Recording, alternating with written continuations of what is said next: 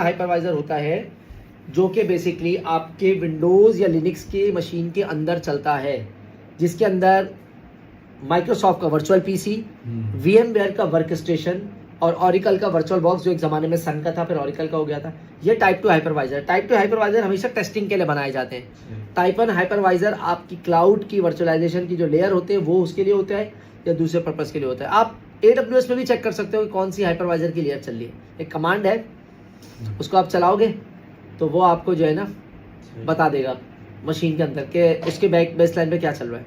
तो AWS भी या तो सिट्रिक्स यूज़ करता है या KVM यूज़ करता है। माइक्रोसॉफ्ट का हाइपर भी यूज़ नहीं करता क्योंकि वो पेड होता है। ठीक है, अब विदाउट वर्चुअलाइजेशन में आपके पास एक एप्लीकेशन, एक ऑपरेटिंग सिस्टम, एक हार्डवेयर है, जबकि विद वर्चुअलाइजेशन में आपके पास 2 एप्लीकेशन, 2 ऑपरेटिंग सिस्टम और ESX सर्वर है, जो कि अब ESXi हो गया, ज़ाहिर है पुरानी अच्छी तस्वीर है। तो इस तरह से आप एक हार्डवेयर को मल्टीपल हिस्सों में डिवाइड कर सकते हो। यहाँ तक क्लियर है बात? अब हाइपरवाइजर की एक्चुअल डेफिनेशन क्या है, किसको कहते हैं हाइपरवाइजर?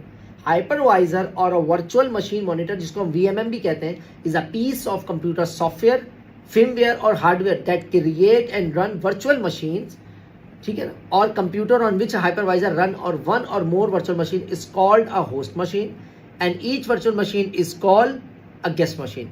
यानी कि जिस पर ये चल रहा है वो आपकी क्या हो गई? होस्ट मशीन हो गई, और जो उसके ऊपर चल रहा है वो उसकी क्या हो गई? गेस्ट मशीन हो गई। अब जो होस्ट मशीन है वो आपकी ESXi हो सकती है, हाइपर-V हो सकती है, माइक्रोसॉफ्ट का उसका पैरेलल हो सकता है, KVM हो सकता है लिनक्स का, और उसके ऊपर जो VM चल रही है वो वर्चुअल मशीन है। और आगे आते हैं, वर्चुअलाइजेशन की बात कर लेते हैं। कंप्यूटिंग की दुनिया में virtualization refer of act of creating a virtual rather than actual version of something including virtual computer, hardware, platform, operating system. ये एक फोल्डर और फाइल की शक्ल में होते हैं। It's actually the virtualization is actually the combination of file and folders, VMDK, VDI, VHD सारी बनती है ना।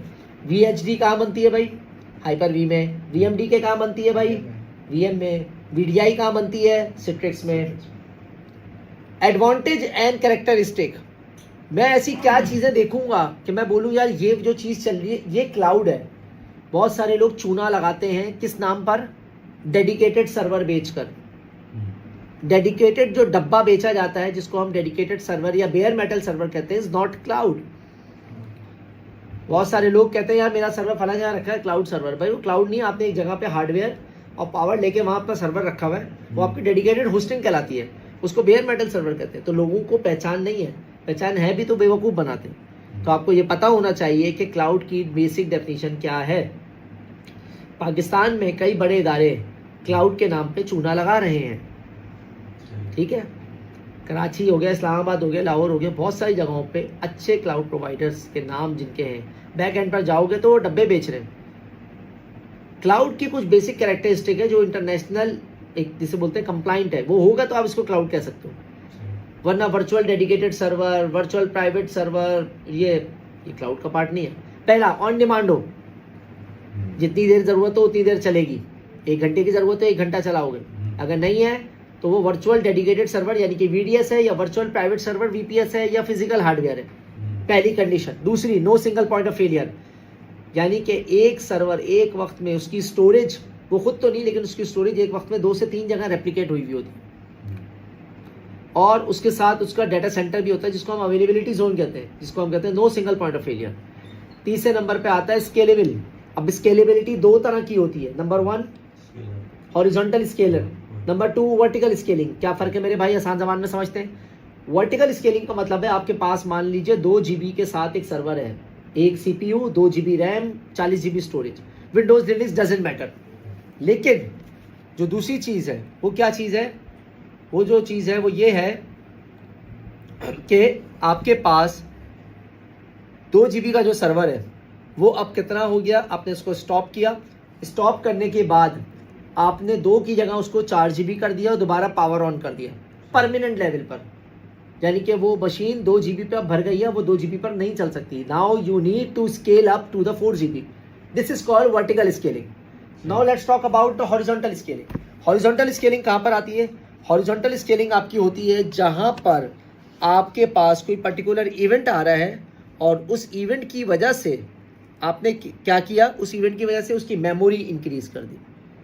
अमूमन मेमोरी ही बढ़ती है, सीपीयू बढ़ता है या नया सर्वर ही बनता है आपका, लेकिन वो नई मेमोरी और सीपीयू आपकी एग्जिस्टिंग सर्वर में नहीं बढ़ेगा, वो बराबर में एक और सर्वर बनेगा उसके पैरेलल, इसलिए उसको हॉरिजॉन्टल कहा जाता है।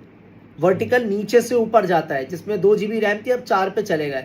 हॉरिजॉन्टल में 2 GB का सर्वर है, सिमिलर सर्वर आ गया, फिर सिमिलर आ गया, फिर सिमिलर आ गया। वही वाली बात बताई मैंने, ईद के दिन पे आप दुकान पे जाओगे चांद रात वाले दिन, तो आप देखो उसके साथ 10 बंदे काम कर रहे हैं, सेम उम्र के, सेम काम कर रहे हैं। 2 दिन के बाद दुकान पे जाओगे 2 बंदे होंगे, क्यों? लोड बढ़ा, सर्वर बढ़े, लोड कम हुआ, सर्वर कम हो गए। हॉरिजॉन्टल स्केलिंग को ही हम ऑटो स्केलिंग में हालाते हैं। तो ये ऑप्शन मौजूद है, ये भी एक क्लाउड की निशानी है। चौथी, पे एज यू गो सर्विस। जितनी देर इस्तेमाल करोगे उतनी देर। ऑन डिमांड का मतलब क्या है? ऑन डिमांड का मतलब है कि जब चाहो अवेलेबल हो जाए, लेकिन उसके साथ साथ पे एज यू गो भी सर्विस, यानी कि जितनी देर इस्तेमाल करोगे उतनी देर के पैसे हैं। तो ऑन डिमांड और पे एज यू गो में फ़र्क है। उसके बाद है अजाइल, गो ग्लोबल इन मिनट्स। इसका मतलब है मुझे अभी सिंगापुर में सर्वर बनाना है, मैं 5 मिनट में बना सकता हूँ। यूएस में चाहिए, यूएस में बना सकता हूँ। Highly available and durable. Highly available and durable का मतलब क्या है? हाईली अवेलेबल का मतलब है कि एक सर्वर जो है एक जगह है तो उसका आप बैकअप कहीं और बना सकते हो। अक्सर क्लाउड नहीं देते, लेकिन आप खुद बना सकते हो, तो उसका ऑप्शन होता है। जैसे हम नेटवर्क 2 अलग अलग बना सकते हैं, सबनेट। एक को एक डाटा सेंटर में बना लिया, एक को दूसरे में बना लिया, दोनों के ऊपर सर्वर आ सकते हैं। ये हो गया हाईली अवेलेबल। ड्यूरेबल का लफ्ज़ उर्दू में इस्तेमाल होता है पायदारी के लिए, ये सर्वर के लिए नहीं होता। ड्यूरेबल का लफ्ज़ हमेशा स्टोरेज के लिए यूज़ होता है, क्योंकि सर्वर पायदार नहीं होता, स्टोरेज पायदार होता है। जिस तरह से एक लफ्ज़ है, ट्रबल शूटिंग में और डीबगिंग में क्या फ़र्क है? कोई बता सकता है मुझे भाई? डीबगिंग में और ट्रबल शूटिंग में बेसिक क्या फ़र्क आता है? ट्रबल शूट में आप फाइंड आउट करते हो कि प्रॉब्लम है क्या और उसको रेक्टिफाई करते हो। डीबग में क्या करते हो? डीबगिंग में आप बेसिकली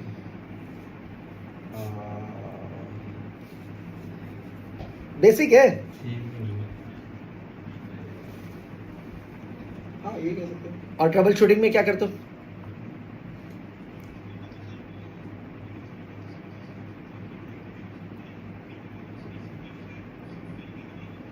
आप काफ़ी करीब हो।